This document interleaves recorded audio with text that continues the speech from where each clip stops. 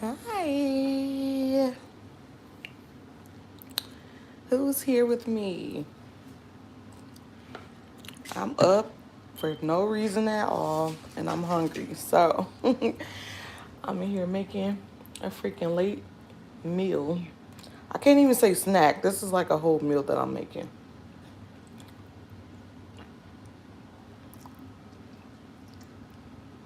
I'm making some rice and some chicken. Let's see if I can turn it around. I don't know. You may not see. It's kind of dark in here. I'm in the I'm in the kitchen in my nightlight.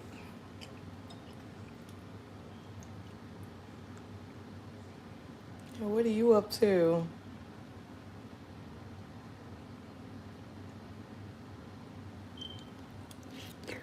Mm. Mm-hmm. It's really good.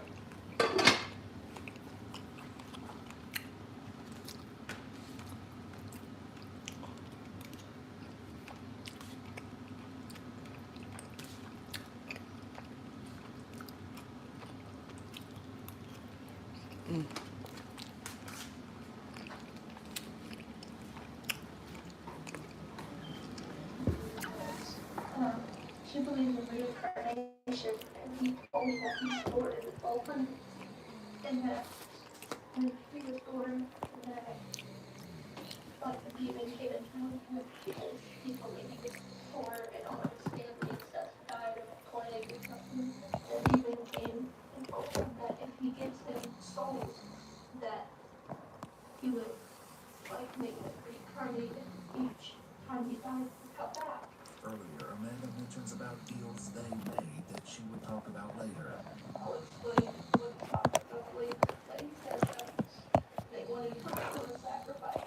These they are demons. He doesn't worship demons, but he says that he talks to them all the time, and that they come into the world and they give you different things, like kind of trade things. Like one thing he has that he told me he has is that um each demon has different section in hell or something like that, in the torture section is what he said. And um, the demon that he traded with was called Aldir or something like that. And um, um, he traded a soul for taking his spot in hell. So whenever Sebastian died or whatever, he wouldn't have to go through like judgment or whatever. He would just be taken to hell and given. He wouldn't be punished. He would just be given that place, and then he would torture people for eternity. Amanda says that these outrageous notions not only influenced Sebastian to take Caitlin's life, but even their actions afterwards. He said that part of his deal was that they would take the body with them whenever they came to collect the soul. Like I told them, we should move her. She's like they'll come and take her. It's part of the thing. The detectives sit down with Sebastian for a third time to talk about Amanda's story, and the question about whose version is true gets even murkier. Who was steering this demonic, murderous ship? She told me that you said you were born in 1200 and you've been reincarnated several times, and that you've been killed a couple times in the Black Plague, and that you made several deals with this demon to keep going. It's pretty much it. Well, it's all kind of out there. Yeah. Connection to me. With both suspects pointing the finger at the other, the detectives begin to believe that Amanda knows more about these satanic influences than she's let on. Do you remember also when we asked you about sacrifice and silence, and you said you wouldn't do that because baby souls have no value? If you ever thought that? I mean, that doesn't sound like somebody that's has no idea. I mean, you clearly know the baby soul in this demonic world that we're talking about have no value. You know this. It isn't just that one remark that has the detectives doubting Amanda's innocence when it comes to these matters. After her initial interrogation, as she was waiting to be transported to juvenile detention, she had much to say about the realm of the unholy, and none of it sounded like secondhand information.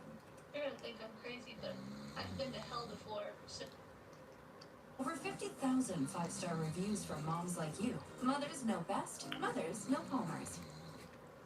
once you cross over that border, you can see everything from a spiritual point of view. Hell is way more complex than what everyone says. Like, there's no fire, for one. There's no fire. It's not hot. It's normal. And there's like, it's kind of like an office building. There's different sections, and each demon has like a secretary who goes out and collects like debts and souls from people. I can manipulate like fire. Like, I can make, like I made a lighter explode one time and stuff. Like, I can manipulate it, I can make it go in different spots and stuff like that. Whenever you reach out and you accept them, like if you do a possession and you accept them into your body, you can't ever get rid of them again. They have a connection and a tie to you. Where they want you, they will find you, and they will put thoughts in your head to make you go somewhere and do something to make it think that it's your idea. Like, say, like there are some people, like they make people kill people. Like, you'll just see images of yourself stabbing someone or something. Like, it's a memory, but you didn't do it. Like, I was born in the 1200s. That's my actual birth time. I don't remember the day. One of my things was I get my memories from each life. I take the secretary spot, and in exchange, they give me my memories. What you can do is you can sacrifice souls to people. Is like, when someone dies or whatever, you give their soul to them. They are getting stuff no matter what, so they don't care what happens to you. Like, if you get arrested for, like, killing and murdering, they're not gonna stop that. You're gonna spend your time in jail. So that makes sense. Which is bullcrap, that they should help them understand. But they don't. All told, Amanda discussed her adventures in demonology for nearly 25 uninterrupted minutes before finally bringing it to a close with these apt thoughts. You don't hear about that much unless you Most of the time when you talk about it, everyone's like, you're seeing stuff. Then call you crazy and you get locked up. Well, that's probably what's gonna happen to me. Back with Sebastian, he discloses a chilling detail that adds a twisted new dimension to Amanda's behavior at the scene of the murder. Did she keep anything there to sacrifice a demon? Did she pray or speak to the demon? can't do something. In direct book now. Do you remember what it was? I don't. Is that really interesting? It's not the best one. It's fun. I can't recall. Then he handed me a paper. And then, opened it, and it had a bunch of words on it. It wasn't normal language. I don't know what it said. I'm like, the first word started with an L, and it's like, I'm on over to something like that. I don't know. He told me that. That's what we had to say. Amanda claims that Sebastian burned the paper when they got home that evening, but police don't have to look hard to find evidence of their satanic beliefs. During a search of their house, they come across a journal filled with writings about the couple's interest in demons. One page is dedicated to a guide on inviting possession. Another advises offering souls and sacrifices to demons. Another chronicles what happened during demonic possession. One page has what appears to be disturbing proverbs, such as, "Bleed for those who only love the taste of your blood." These writings are bizarre, but they don't necessarily tie Amanda to direct involvement in Caitlin's murder. However, she soon coughs up a confession that changes things. They told me we didn't blood on me. And then I had gloves on. And then whenever he said that he then set the thing on fire, he said, "You bring the gloves under the trash." You also get something that you did have blood on gloves. With their confessions on the table, Detective Till asks Amanda a simple question. You guys are involved in this. Caitlin's dead. What do you think is overreaction would be for you two? Honestly, for me, I was there, and I didn't tell anybody anything happened.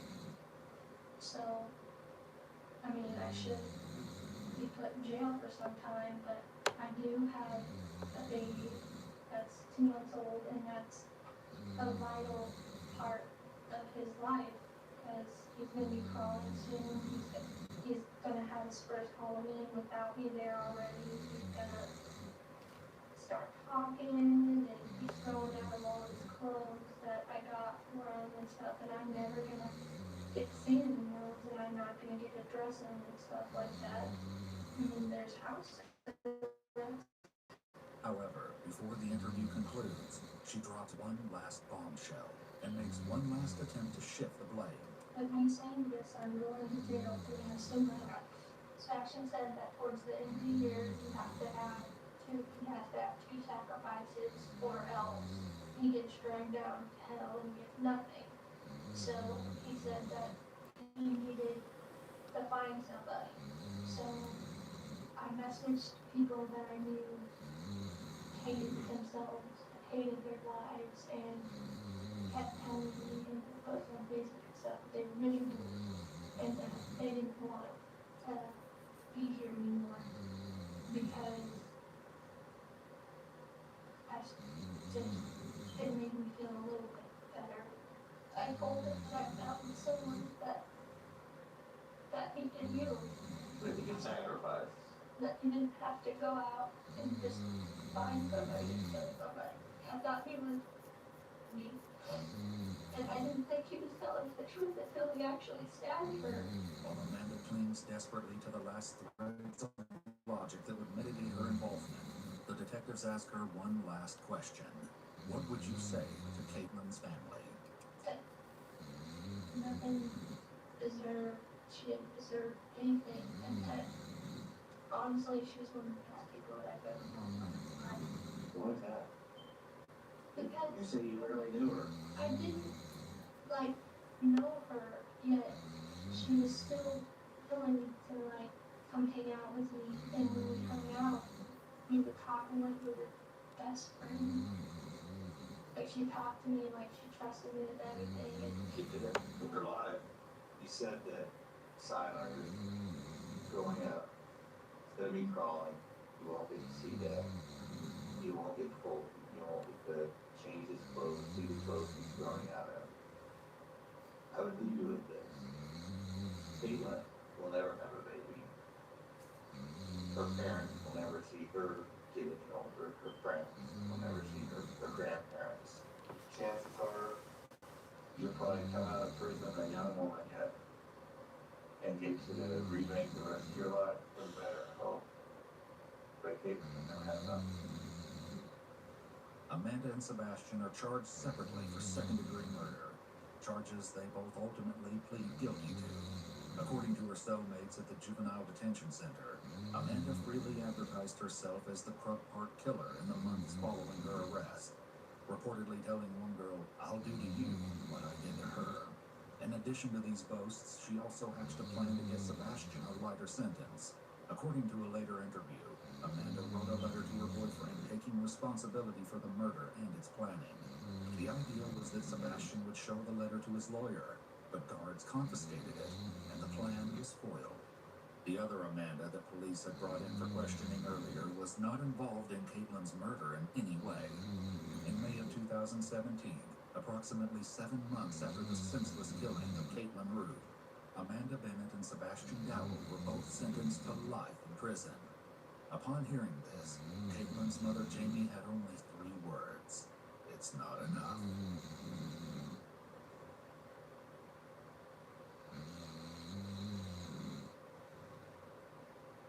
Results that speak for themselves. Find out why at Kisepta.com. Everyone knows you as a problem solver, and you knew who to call to help keep your operation running. I think you probably know why we're here, right? Well, yeah, the goofy guy that I was having just decided to take off with my kid. I killed Kevin Bacon.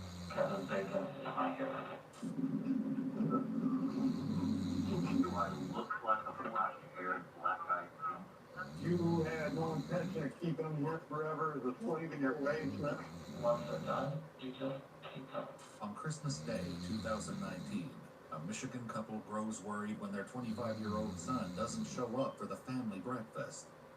Police launch an investigation that will soon take them into some of the darkest corners of the underground fetish community, where violence and recreation go hand in hand. The detectives are now tasked to uncover the truth. Was an unhappy young man searching for someone who would release him from his misery for good?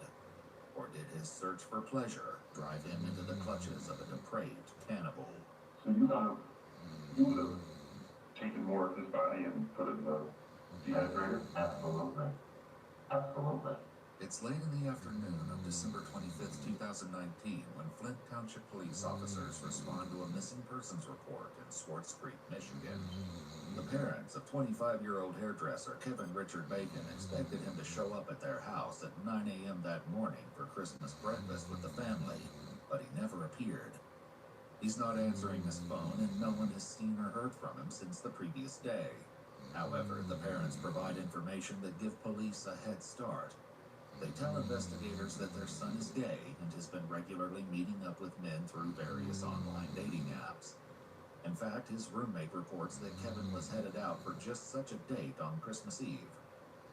Police have no way of knowing at this point if Kevin's date is related to his disappearance, but there have been several recent incidents involving online hookups in this area.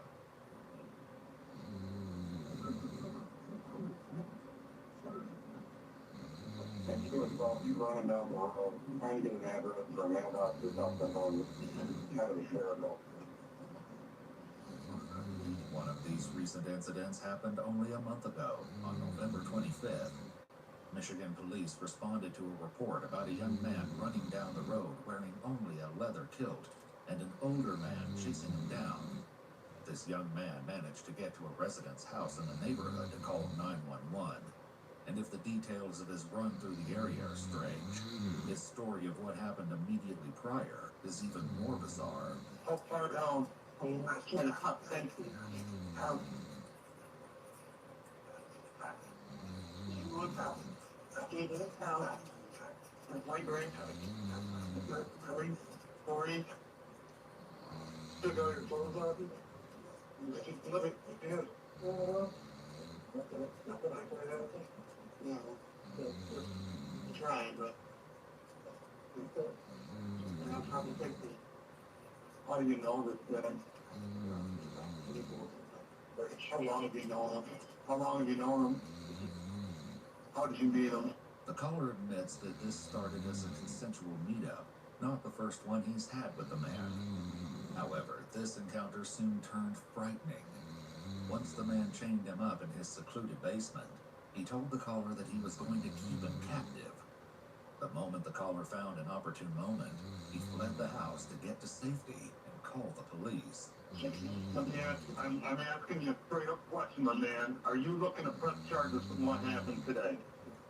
Okay, because here's the thing, is that if we start doing a bunch of investigations and he says, yeah, you know what, man, this guy told me he was into it, and all this, well, hold on, let me just explain that. And we end up doing all kinds of stuff, and you're not willing to do anything about this, then we kind of don't really have a whole lot of any leg to stand on at that point, you know what I mean? So what are you looking to have done on it today? Okay. Could the details of this strange incident have anything to do with the disappearance of Kevin Bacon? Police aren't sure yet, but there are definitely some similarities. The young man from November made plans with his alleged assailant online, and that's where Kevin met his date as well. Kevin's roommate says he left the house at around 5:23 p.m. on Christmas Eve to meet the man, which was also recorded on the home's Nest camera footage. She tells police she hasn't heard from Kevin since 6:11 p.m. when he sent this text. Okay, well, I'm gonna be out for a while, actually. This is gonna be fun. He's inviting more men. Marry us. Not sure when I'll be back. probably will be out late. So if Mom calls you, I'm sleeping. Haha. The circumstances surrounding Kevin's sudden disappearance are concerning for several reasons. For one, Kevin's parents admit to police that their son has tried to take his own life in the past. Could the story of an online hookup merely be a pretense to get out of the house and away from anyone who might prevent him from trying again? Or did he run into someone with suspicious intent, like that young man from last month? Police in November did end up speaking to the older gentleman involved in that dispute, and while he denied any wrongdoing, something seemed strange about his behavior. Okay, why don't you come on out? Oh, sure. What can I help you with? Well, I think you probably know why we're here, right? Well, yeah, the goofy guy that I'm having with decided to take off with Mike Stewart. Okay.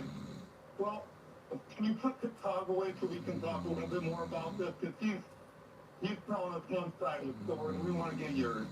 Went over to his place a couple of months ago, and then he contacted me and he said, hey, come on over, you know, and then pick me up and I'll come out. I said, well, I've got some tile that I need to. Okay. I said, then, you know, we can play a little bit. And, so, you know, I picked him up, came over, all the tile, played around a little bit. Next thing I know, boom. He's up this pile of clothes right here. He just like Phil. He's telling me that you want to let him go. You chained him up? Well, I got chained him stuff, but you have to. He could have left at any time. Okay. Did he ask you to leave? What? Did he ask you to leave? No. He never asked to leave, and you had him chained up in the basement? Well, he was here today. Okay. So, I mean, yeah, you have enough chains? Yeah. So, I got a swing. Was this just all like a bunch of role-playing type stuff? I mean, bingo. Alright. Exactly. So you had no intention of keeping him here forever as a slave in your basement? No. Okay. You know, I've got too much going on for something like that. Alright. The man tells the police that the day was spent between two consenting adults, and he's perplexed as to what happened to make the other guy run off with his leather kilt. We've seen one another a couple of times. How many's a couple? Well, I met him at Walmart one day, and then he looked me up and found me and started, you know, went back and forth on the internet for a while, just chatting back and forth. Then, you know, it's like, so, he kept finding, he was pursuing my account. Okay. Not a matter of me looking up him, and I'm looking out like, okay, fine. You know, it's like, what the heck, do you want to play for a day? I'll play. No big deal. Alright. But, as far as him going, you know, back crazy, I can't explain that now. But everything you're telling me, everything was confession. Everything was confession. What's your name, sir? My name is Mark. M-A-R-K? Yeah. Middle name? David. And your last? L-A-T-U-N-S-K-I. With two conflicting stories about this encounter and the purported victim declining to press charges, there's not much more the troopers can do to investigate.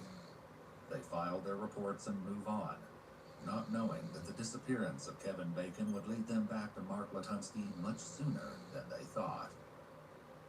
Late on Christmas Day, Kevin's parents find their son's Saturn Aura in the parking lot of the Family Dollar. After opening the car with a spare key, investigators find $80 in cash, Kevin's credit and debit cards, and his driver's license. Even more concerning is what they find in the back seat. A grocery sack containing the clothing he was last seen wearing, his phone, and his keychain. The car key and fob have also been removed from the keychain. The following day, a thorough sweep of the strip mall property with a canine unit, a community search party, and a helicopter search produced no results. But despite 2 days of frustrating dead-end leads, this investigation is about to take a sharp turn. With some help from the Michigan State Police, detectives retrieved messages from Kevin's account on a dating app from the night he went missing.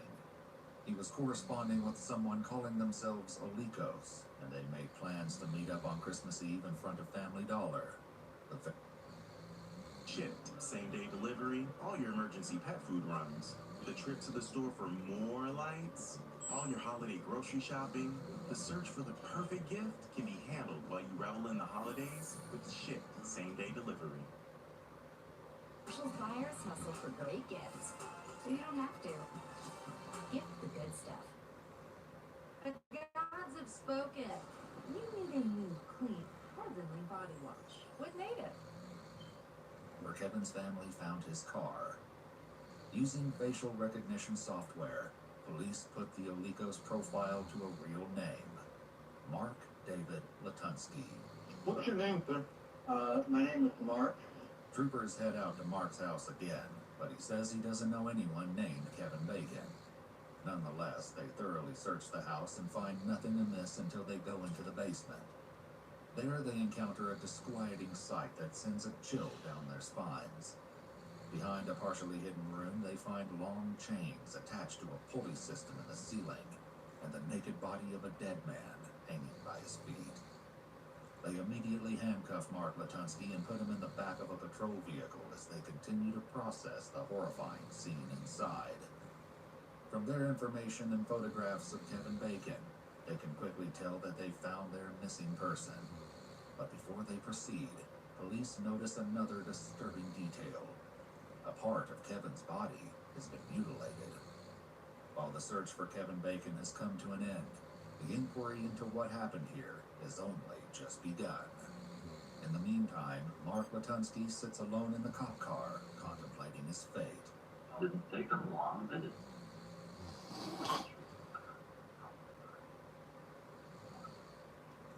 Mark will spend quite a long time in the back of this car as the police carefully investigate the house.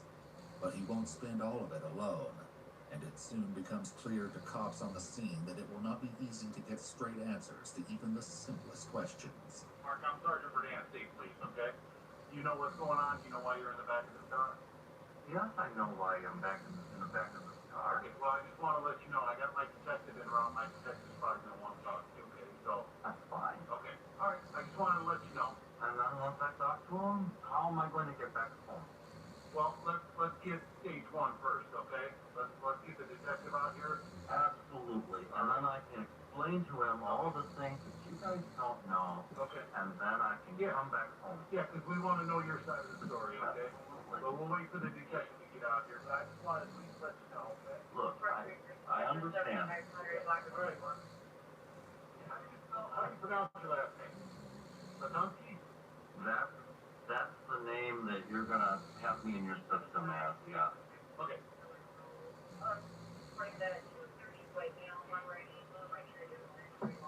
Do I look like a black-haired, black-eyed pimp? What do you mean? Latunsky. Oh, is that what that means? Yeah. The Latunskys are all black-haired, black-eyed pimps. If the cop in the front seat isn't quite sure what to make of this declaration, it's hardly the last curious thing Mark will say in the back of the car. I went down the street to pick up this guy that was like entity below me. He was the one who helped me decorate the home tree. Oh, really? You want to know what electricity has done for me? What's up? It allowed my next door neighbor to shove arsenic into a hole. And he put it into my well and every well downstream for 2 miles. Which one? The one that I wear on my. But you don't know the facts. And the facts are, how do you turn a black-haired, black-eyed boy who was born a cripple into a blonde-haired, blue-eyed boy who's Norwegian?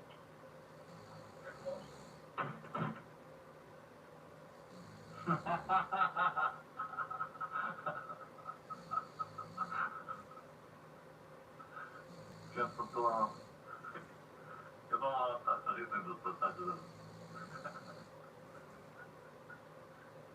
Nothing happens here in Hiawassee. While Mark's collection of odd conversational subjects may seem almost random, he brings many of them with him to the interrogation. He's particularly interested in sharing the backstory of his name, which is apparently a window into a complex family history. That is not my legal name. Oh, it isn't? No. That is a stolen identity. Mark David Latumsky was last, or at least the last record that I have of Mark David Latumsky was 1972. He was born in 1969. He has black hair. He has brown eyes. And he was born a cripple. So, what happened to Mark David Latumsky? I have no idea. However, all of the people that I grew up with knew that I'm not Mark David Latumsky. And they just failed to tell me. All I know is that I'm sitting here as the only living Thomas of Wales that I've been able to find. So, to what extent that makes one iota of difference to why we're talking, I don't know. It's a question that the detectives have perhaps pondered themselves by this point, since they are, after all, looking less at Mark's family records and more at any information he can give them that might explain how Kevin ended up dead in his basement. All the same, the police will speak to various people in Mark's life over the coming days, and through these interviews they will learn that Mark's fixations on his own mistaken identity are nothing new. They first speak with his ex-wife, Emily. He was at my son's birthday party and he came out with all these theories that he wasn't actually his mother's son, he was his mother's brother, and there was a family fortune that he was supposed to get, and there was people watching him, and I tried for 2 years to get him to, he was hospitalized for twice in the stress unit, tried for 2 years to get him to stay on medication and just, to get him help, and he just refused. Mark will give detectives every gruesome detail they want to know before this night is through. For now, however, they want to get a better understanding of who he is. What do you do? You said you mentioned you work. What do you do for a living? Well, right now I'm doing construction. What I have done for a living is had my trust funds raided by people who were pretending to employ me and giving me back my own money. The detectives quickly realize that getting any coherent background information on Mark will be a chore, but he eventually acknowledges that he spent much of the last 20 years employed as a chemist at 2 prominent companies in Michigan. However, for the past several months, he's been working odd jobs, some of which seem pretty odd indeed for someone with a master's degree in chemistry. I was looking for honest work. I started trying to pick up odd jobs where I would do something. Put up someone's drywall. No go. And so finally, using the name Vilk Locus, I put an ad on RentNet, and if I can give a massage and somebody's gonna pay me, that's more honest money than what I was doing. If a man's gonna pay me to rub him down, fine. So I'm doing that. Oh, probably I started it in about April of this year. So I decided, just massages, it's like, you know what, I'll spend time with you. Man can't guarantee. Sometimes it works, sometimes it doesn't. So, hey, guess what? I can't sell that. Because that's not the way the world works. But you want to spend your time with me? Boom. Here's your price. And I'll have a good time with it, and you will fuck. Mark's sudden career detour is hard to account for, even with odd stories of trust funds and hidden conspiracies. After being with his ex-wife and 4 children for a decade, his sudden interest in men has its own history that his ex-wife explains to the detectives. I found a note on the computer And I asked him about it, and he said, "Oh, I just want to make sure I measure up. You just want to know how I measure up." And I, okay. Yeah. I didn't even think about it. As time went on, however, Emily began to realize there was more to it than that. He admitted to me that he was cheating with men, cheating on me with men, and I found out that he'd been, meeting men, and he was traveling and after work. And so we did counseling for a year, and that didn't go anywhere. And he was still meeting men, and so I filed for divorce. I said, I'm finished. Mark's first marriage ended in 2013, leading to a messy divorce and child visitation disputes, some of which involved the police. It was in August. In the summer, he refused to bring them back. He was supposed to meet me, but he didn't tell me. We were supposed to meet in the morning to exchange the kids, and he didn't show up, so I called him, and at this point, he'd already called CPS on me 3 times. And so I called him, and he said, "I'm not bringing him back." And I said, "You need to bring him back." He said, "I'm not going to, and if you don't like it, you can call the police." Emily did call the police, which ultimately resulted in Mark getting arrested for parental kidnapping. The charge was later dropped, but it nonetheless was one of the first serious brushes Mark had with the law. Detectives proceed to inquire about another incident that brought state troopers out to his home a month ago in November. Back in November, the troopers came out because there was somebody who ran for their house. What I'm saying is, if that was a consensual act, at what point or what caused him to flee? He was freely walking around the house. There was no problem whatsoever. I in fact had taken my eyes completely off of him. That's like, you know what, like, if you want to sit upstairs, go ahead, sit upstairs. Go. Do what you want. It was interesting that at that point, and I don't know exactly what is going on inside of his head, but he had full ability to get his own clothes. They were right there. But he went to one of the most expensive pieces of leather articles that I own and put that on. My personal opinion is that he found the nicest piece of leather where he shimmied into it and he was going to walk with it, and if he got out of sight or I didn't know where he was, boom, he could call somebody and say, "Look, and then go home with it." Mark dismisses the November incident and claims it was a matter of personal theft, no matter how much the other man's accusations might be similar to what seems to have happened with Kevin. Detectives are taking nothing for granted, however, and they use the subject of Mark's apparent willingness to take money from men online to circle back to their current investigation.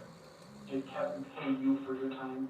Like when did he? So could you imagine you massage for $200 an hour and then 15 for a day?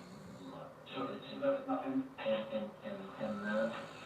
In this situation, there's no money getting exchanged. Okay.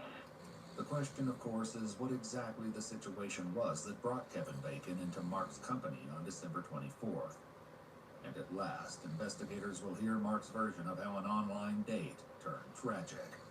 A story designed to paint him as a man of compassion and honor, and not as a brutal murderer. He starts by describing their initial introduction on the app. We chatted for a while. He described the things that he wanted. I did what I could to bring those things about.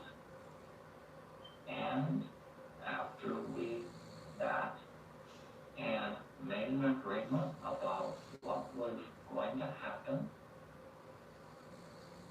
we made the agreement, and he was supposed to disappear, be gone. According to Mark, Kevin Kevin sought him out to spend a night that would culminate in mercy killing. Okay, let's say that the police have a problem with it. I said, the police have a problem with it. And, you know, then what?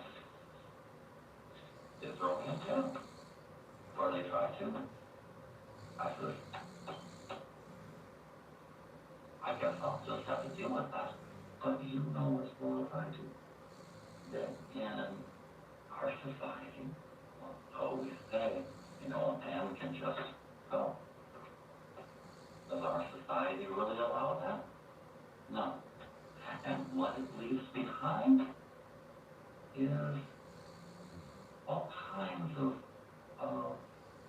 I'm going to say, things for his family that a man doesn't want to leave. Now, the things that I set up for him and plan to do for him in that regard would do something for his family that would make it easier. But that agreement between him and I really shouldn't have anything to do with anything but him or I.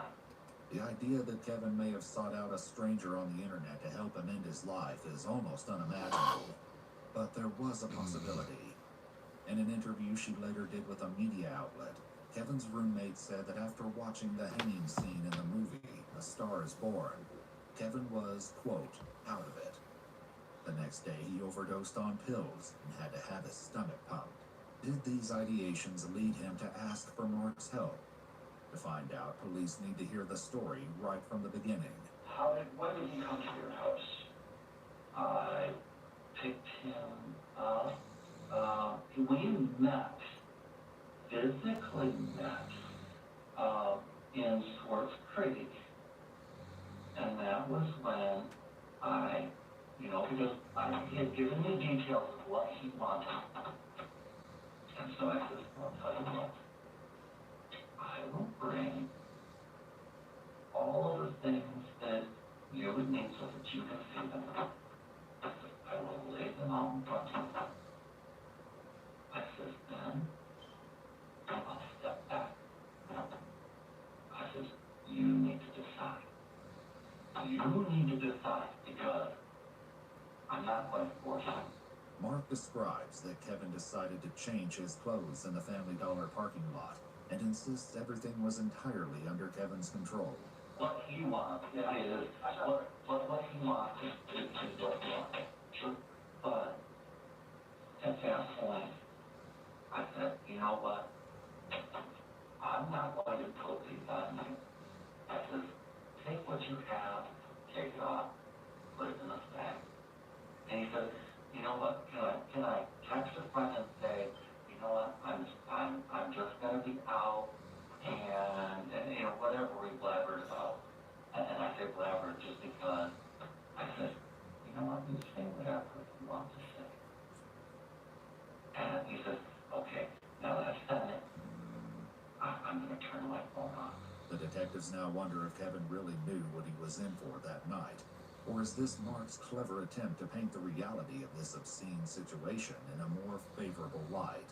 And I said, look, you know, this way you're leaving everything behind in the play. Done. And then at that point he said, okay, I'm ready. I went around and I shut the trunk and then I put, you know, he gave me the key so that I could lock the car. I put his bag in the back. I locked the car. His vehicle? I locked his vehicle. So his stuff is in his vehicle. His stuff was in his vehicle. And does he stay in the back of your van? And he stayed in the back of my van. Okay, and then you leave the parking lot. And then I left the parking lot. Right. And then we went back to the house. Mark's story, though utterly bizarre, is thoroughly detailed. This is why it's perhaps a bit surprising when the detectives stump him with what should be an easy follow-up question. Do you know what you did with the keys to the car? The keys were...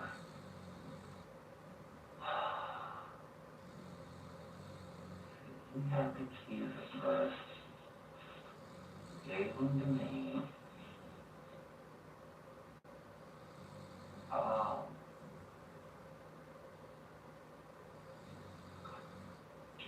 What's the matter with those upstairs? I don't know. Not at all. But, in any case, we went back to the house. Though Mark can't quite remember what became of Kevin's car keys, he can remember what happened when they returned to his house.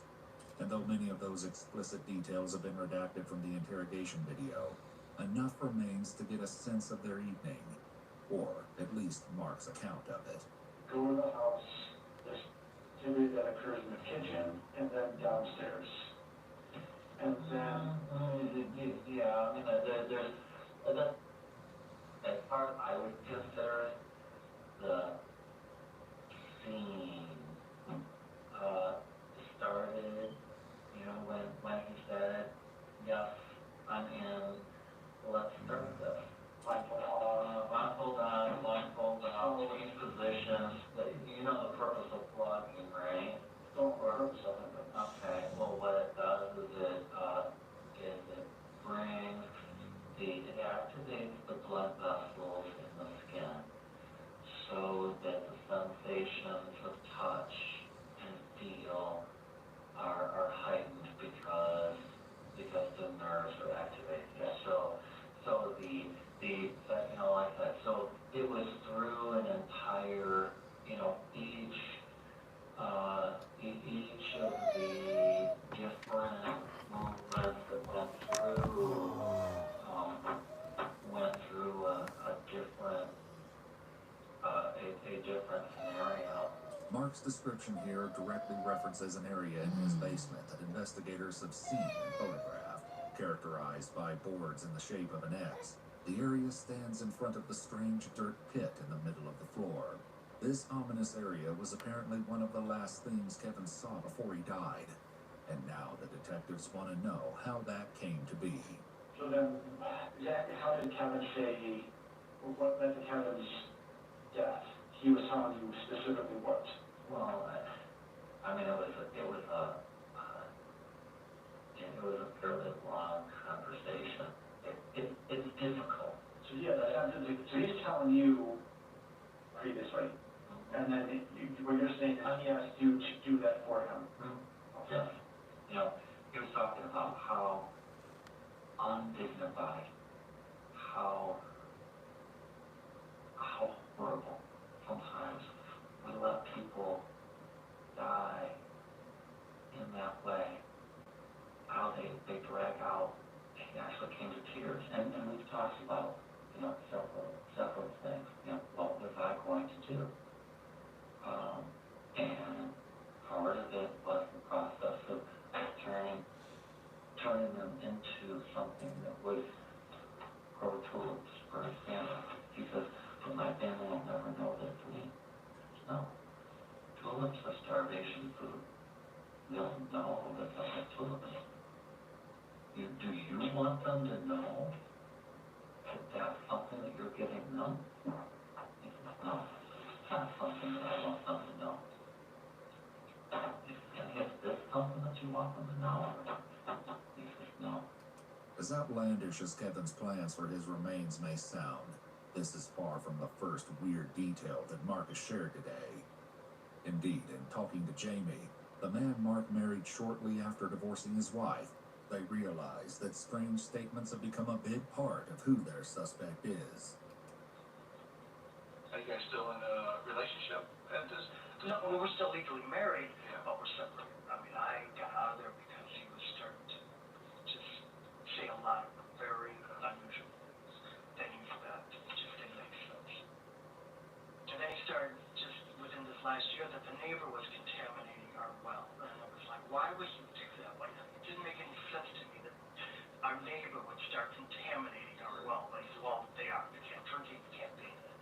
You know, I'd wake up and he'd be over me saying that I was a gray, green-eyed tribe leader, and that when the world turned upside down, that my people were going to need me to lead them again, and that he was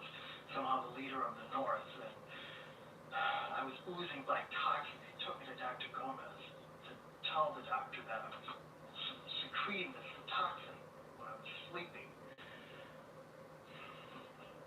And that was all brand new since the end of summer, beginning And of that was since his being fired in February from his job. Jamie may pinpoint the beginning of Mark's mental decline to this year, but others say it goes back quite a bit further.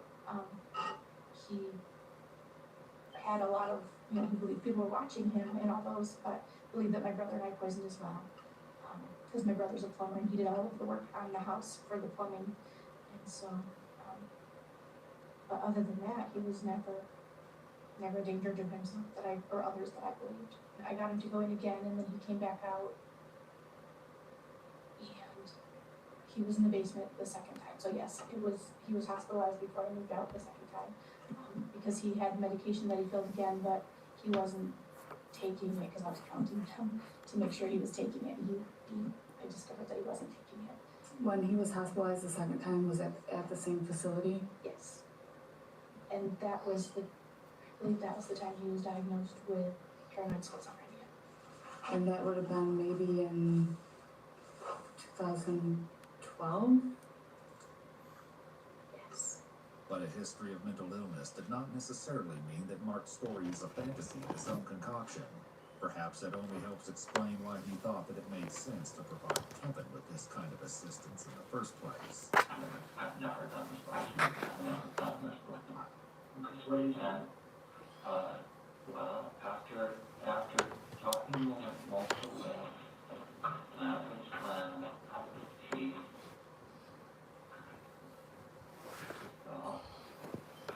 I could go. Here's the night, I could do it that way. And I couldn't. I don't know if that would be painless. And you know, we debated it, all of the different ways that I said, I have to go upstairs, but no, it just wouldn't work. I was afraid I would hurt it. I'm not ready. I couldn't do that. I couldn't run the risk of maiming him and having him suffer. Ultimately, Mark says he decided that a knife would produce the quickest, cleanest result. Where's the knife now? It is upstairs in, because I cleaned it off. And it is upstairs in the dresser drawer. I think on the right-hand side, top. Is it a bedroom, someone's bedroom, or your bedroom? Yeah. The police find the knife, as well as a receipt from Walmart. They go out to the store, where they photograph a knife in the display rack that matches the look and price of the one in Mark's possession. Furthermore, they obtain surveillance video from the store that shows Mark purchasing the weapon that would end Kevin Bacon's life. The knife will surely prove to be valuable evidence in this investigation, but the central question remains: is it a murder weapon, or is it merely the tool with which Mark ended Kevin's suffering on his request? It's like, this is what it is. And he looked at it. I mean, we laid together for a while. He asked me to. I did. I'm sorry, I should do what? Just lay with him? Just lay with him. Just lay with him and hold him. And finally, he says, you know what? I'm ready. I'm on that side. Because he's laying on the floor, and it would be across the room. And he had his head facing it would be the east wall. And so when I went in, you know, and when you obviously have in the picture, there's the spray that went to the left. There was a fair amount of blood, but I meant, I don't want to, and that went, I can see that. And that was, and then of course it was a matter of doing what I needed to do to complete what I told him I would do. Turn him soon becomes clear that no matter what the reality of the situation might have been in Mark's house on Christmas Eve, he means to emphasize to the detectives that his greatest concern was minimizing Kevin's suffering. I need to make sure that this is quick and not run out. And so with then, it's like, okay, let's get this so that I was trying to speed it up at that point because he was already unconscious. But I could tell, because, I mean, you could tell that he was, in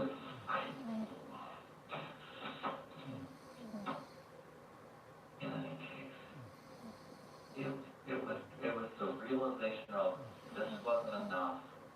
Mark tells the detectives that once he realized that even a direct stab wound to the base of the neck would not be enough to finish the job, he took further measures to ensure Kevin's quick demise. Saw that it was going longer, and I took his head and I moved it to the side and this way. So it was as much as I could in order to whatever it was, it at least initiated another gas that was it wasn't spray like there was the first time, so it was at least more effective. Mark's description of the stab wound and the subsequent slitting of Kevin's throat matches what investigators have seen at the crime scene. But while it provides one possible explanation of how Kevin's death came to be, that's all it is at this point. And there are other aspects of Kevin's observable injuries that, sickening as they are, have yet to be addressed. Mark will eventually speak to those as well, but first, he takes the police through the next stage of this morbid evening. I saved the victim for quite a while. I mean, that was very important. You will not have one. You know, that, to me, as an outsider looking in, that shows me the type of person. I still won't do that. Oh, absolutely. You're a man of your word. Regardless of what it is, I won't let you die alone. And that's very stand-up of you. Have you had? Well, not a lot of people do that. It wasn't once he was clearly deceased, then it was like, okay, let's get him up as much as I could so that one, what blood there was in the sand could go out into the flower bed. Sure. When you strung him or pulled him so he suspended, the purpose was so the blood went to the ground. So the blood would go into the ground and it would be contained rather than, because by that time he was already unconscious and it was just a matter of saying it's done. So it was the after portion of cleaning him up. What I didn't get to yet was to wash him up, clean him up. And, I started to pull the sand out that was there to start cleaning up. But, it was a matter of, takes a little bit of time to, and if you process fear. It's Let the blood drain out. It's the same process. As shocking as it may be to calmly compare the killing of a human being to the cleaning of a game animal, it's clear by now that Mark feels no remorse or regret about what he's done. On the contrary, he appears to view it as an act of kindness and mercy. Indeed, he didn't even keep it a secret. Even when I was talking to him, I don't feel that I did anything wrong. Did you tell anybody else about this? Other than us? I did, because part of my culture is that if you have an honorable death, then you have to tell someone before you pass 3 houses. I did have to tell someone, and even when I talked to him, he says, just call me something. And I went, okay, if I say that I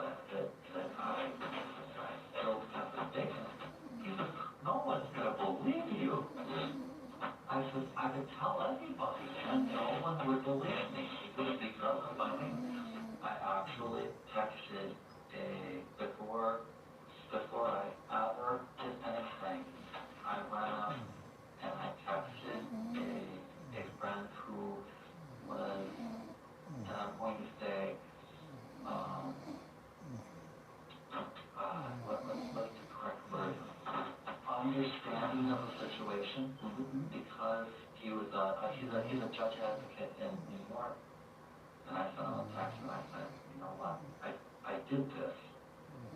I said, and I love him. He's my hero. And I'm sorry, who's your girl? I chose Kevin Bacon. Kevin Bacon is my hero. It is yet another twist in this grim saga.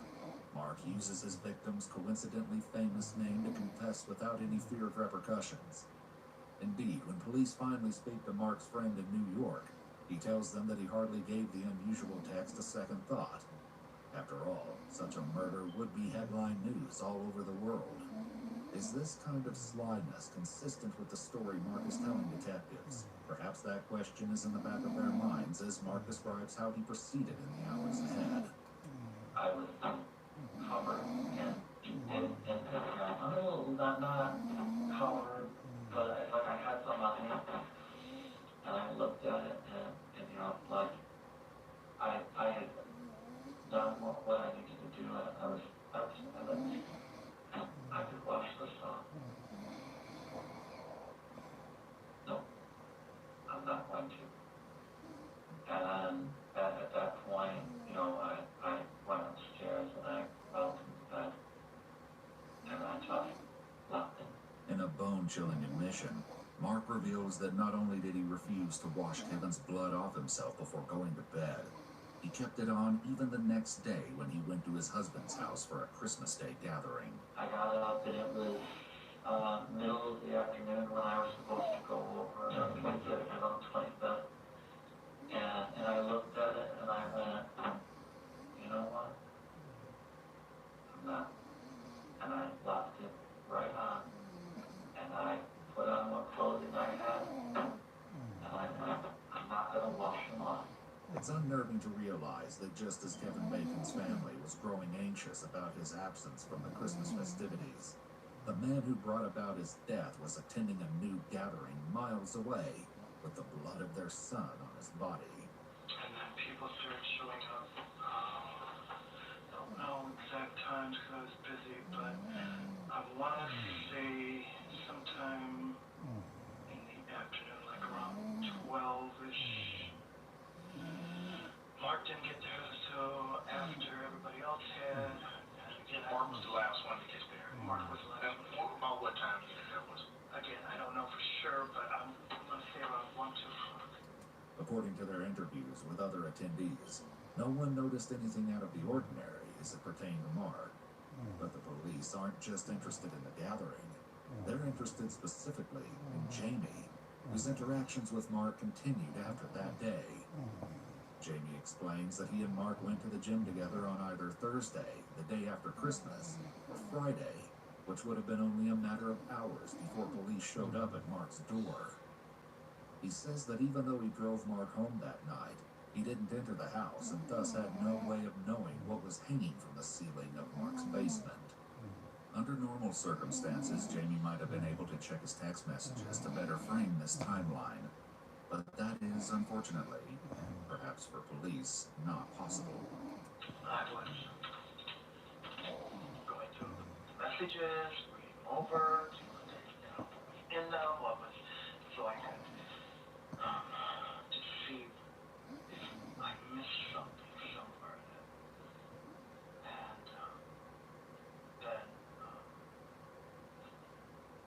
I went to, hold the phone, and next thing you know, they're all deleted because somehow I had touched these phones, I swear to God, they're so slow. Touch something to make it go to the delete off, which I never went to. The matter of these deleted texts is not a possibility for police, as they can typically recover all deleted messages. For now, however, they listen to Jamie and others tell them that, for all of his eccentricities, killing a man seems wildly out of character for Mark. I never thought that you would ever be capable of anything like this. I don't know. I don't know. This is not his personality. I can't see Mark hurting a thing. I just don't see it. I've never seen him wound in his body. There was nothing that ever would have said he would do anything like this. Does their disturbed and confused position on Mark's actions only strengthen his story that he was doing an honorable favor for a man in need? Have you ever been requested in the past to do something that you did to Kevin, where they were down, or they wanted to end their life? Have you ever assisted these? No, there have been people who have hinted at it. Okay. There have been people who, just kind of play around with it a little bit. But I've always, I've shied away from it for obvious reasons. Have you taken the life of anybody else and speed? To my knowledge, no. Okay. What do you mean to you now? So I have not taken any. I'm telling you, this is the first time this is the first time I've ever done anything like this. But for as much as the detectives may want to believe that, there are reasons to think otherwise. Starting with the incident from November where a panicked man in a kilt was running in fear from his home. But even that was not an isolated occurrence, as police soon found out. Looking through their own reports, they see a call a man made in October, not far from where Mark lives. The man says he was picked up from the Greyhound terminal in Flint by an unknown individual that he intended to spend the night with. However, that night he woke up restrained in the basement of the man's house. Terrified, he used a nearby knife to cut himself free before fleeing the house in a state of panic. When he got far enough away, he called police. But the strange thing about this incident, as police will only learn in the aftermath of Kevin's death, is that the man from the October report is actually the same New York friend that Mark sent that cryptic text to on Christmas Eve. I killed Kevin Bacon. Kevin Bacon is my hero. On December 30th, 2 days after the initial interrogation, police questioned Mark about this incident. This particular time that he was at the house though, when he was out running away, he claims running away because he was scared. Oh, he said that? Yeah. He didn't tell me that. Was there a time where he had him held against his will at any point? No, he had free reign. It was all consensual. That was all completely consensual. When police speak again to the man from New York, he acknowledges that the October incident happened, but indicates that his call to 911 that night had more to do with getting lost on the roads than from wanting to report a crime. He went back to Mark's house willingly and stayed for an additional few days. Even so, the similarities between these stories cannot be ignored, and they cast some degree of doubt as to whether Kevin's death was the mercy killing that Mark is making it out to be. Further complicating the situation is a text Mark sent to his husband Jamie in the early morning hours on December 25th. A message about bringing Bacon over for the gathering, but warning, it's not the kind you like. I should have mentioned something about that for breakfast. Like what you told me that, about the bacon. And yes, I do remember it seemed like there was something said in a text message about bacon and you wouldn't like it. And did you respond to that? Not that I remember. Besides, I know there's some conversations, about the bacon thing, and of course the victim's name is Kevin Bacon. That would upset me. Something like that. Is that how you kind of take it now? No, that's the assumption. I never even put the two together. Okay. Did you know the victim's name was Kevin? Did you guys talk knew about the character after the interview, yes, but I didn't even think, like text messages when you said about the bacon, it's like, that I never put bacon in bacon, yes. The fact that Jamie accidentally deleted all of his messages with Mark makes pinpointing the specifics of the conversation more difficult. but not, as Jamie seems to understand, impossible. But I knew that there's no way, from what I've been told, with computers, which an iPhone is nothing more than a computer, you can never do it. Okay? Nothing is permanent. Indeed, it isn't long before the police get a first-hand look at the message Mark sent to Jamie that night. It says, among other things, "I had bacon for dinner last night." The word bacon is capitalized. It's an extraordinarily suspicious message, considering Mark's insistence that this killing was done with solemnity and the utmost respect for human dignity. But that suspicion can only turn into abject horror when one realizes fully what Mark did after killing Kevin that night, and what he had planned for the days ahead. And it was then that I started to do what I told the customer to do. I was going to be part of it. And I did. It was successful.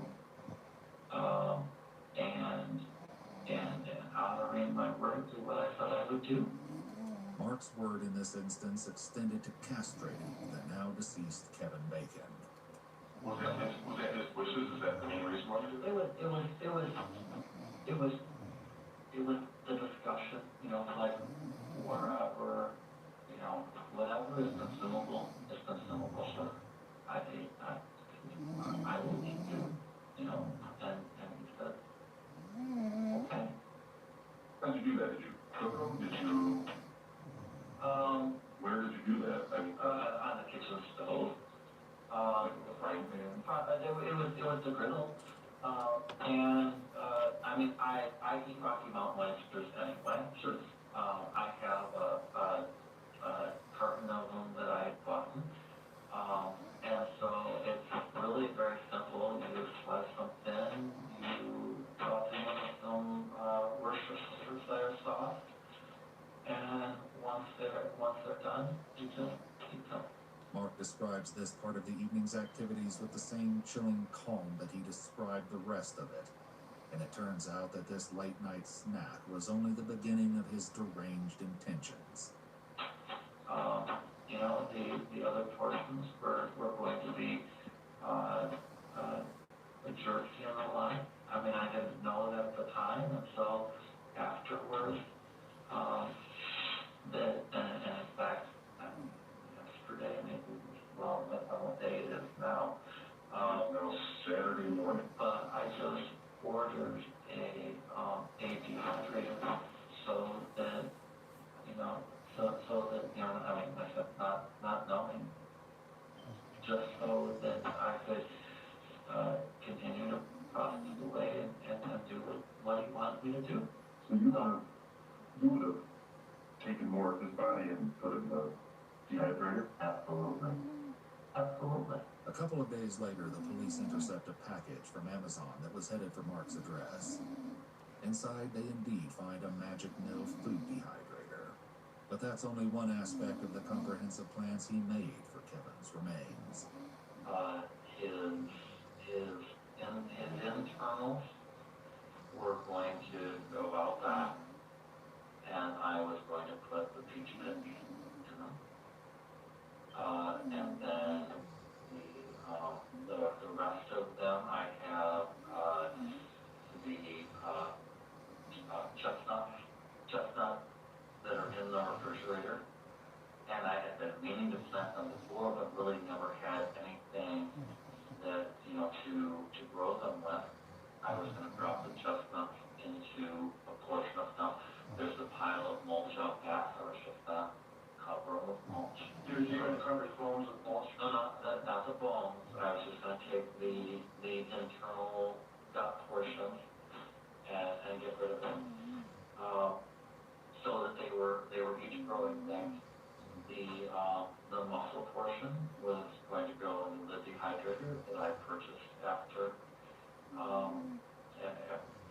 yesterday, or it's going to be delivered on Monday, because that was, that came out of the discussion. So I didn't have anything, planned for it at that point. And then, I was just going to crush up the bones in the bone meal. And then seasoning. What? Seasonings or something? No, grind them up in a bone meal. And take the bone meal and pair them with tulip bulbs and figure out some way to have them appear somewhere.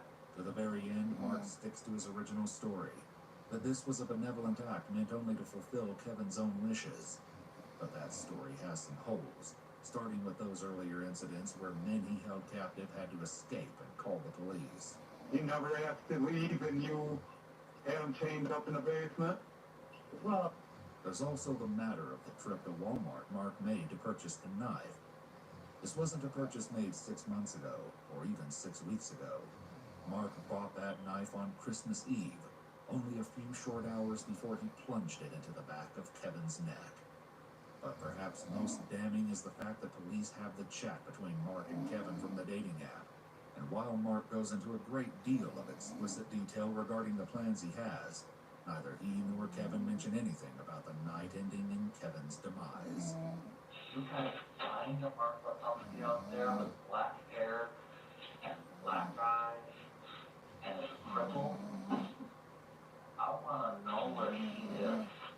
But that's not going to be the main priority of the police or the prosecutors. They arrest Mark David Latunsky for 1 count of open murder and 1 count of disinterment and mutilation of a dead body. As for Mark's estranged husband, Jamie, the police asked him to take a polygraph test and concluded that he had nothing whatsoever to do with the crime. And again, I'll just ask again, you had nothing to do with this. You had no knowledge of Kevin being at the house, Kevin Bacon, what he never told you what he did to him, nothing. None of that. Awful, I think. What would you have done had you been told or made aware of this prior to? If I had known what happened, I would have come to the police. In September of 2022, roughly 3 years after his arrest, Mark Latunsky pleaded guilty to murder and the mutilation of a dead body. Following a trial in December 2022, Mark was sentenced to life without parole for 1 count of first-degree murder and 11 months for 1 count of disinterment of a dead body. Mark is currently serving the sentence at Gus Harrison Correctional Facility in Michigan.